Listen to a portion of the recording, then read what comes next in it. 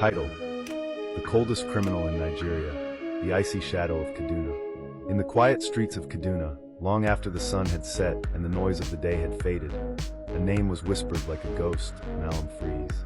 He wasn't called Freeze because of the weather. Kaduna wasn't known for snow or frost. No, they called him that because of his heart. A heart so cold that even hardened killers trembled at the mention of his name. Malam Freeze was born as Hassan Bala in 1981, in the broken-down slums of Unguin Rimi. His mother died during childbirth, and his father, a violent butcher, raised him with fists and fury.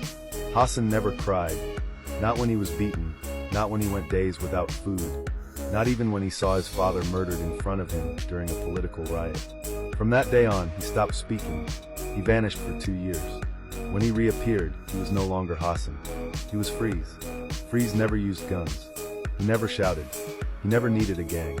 His weapon was silence, and a mind sharper than a razor. He studied people like prey. He could walk into a room and tell who had secrets, who was guilty, and who was weak.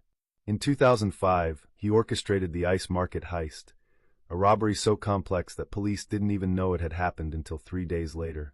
He had siphoned 800 million Nigerian nairas from a private bank, using only forged biometric data, and an inside man he later exposed anonymously. The man was arrested. Freeze walked free. Freeze became a legend when he eliminated 6 kings, the most feared cult leaders in Zaria, one by one, over 6 nights. He didn't torture. He didn't brag. Each man was found lying in a cold bath, eyes wide open, heart stopped.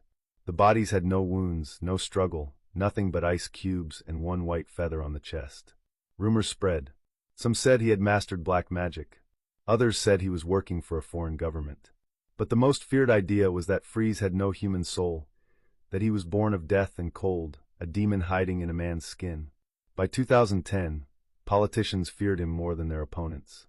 Some paid him for silencing whistleblowers and traitors. He never accepted cash, only information. It was said he kept a vault of secrets under the Kaduna rocks.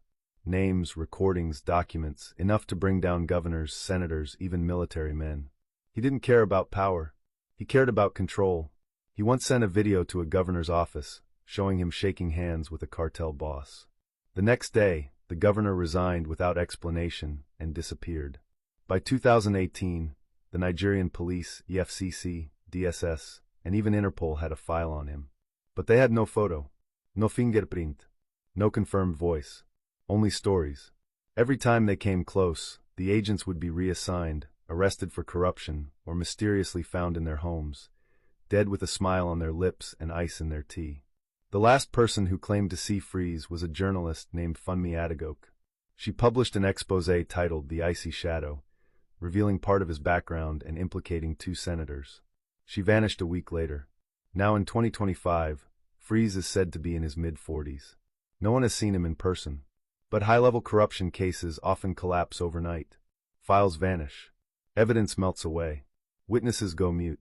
When things go too silent, when fear grips the highest office, when a powerful man suddenly steps down and flies abroad, Nigerians whisper only one name: Malam Freeze. They say if you ever see him, it's already too late. Because in a land burning with heat, greed, and blood, the coldest thing is the man who kills without anger, robs without motive, and disappears without sound. Title: The coldest criminal in Nigeria, the icy shadow of Kaduna.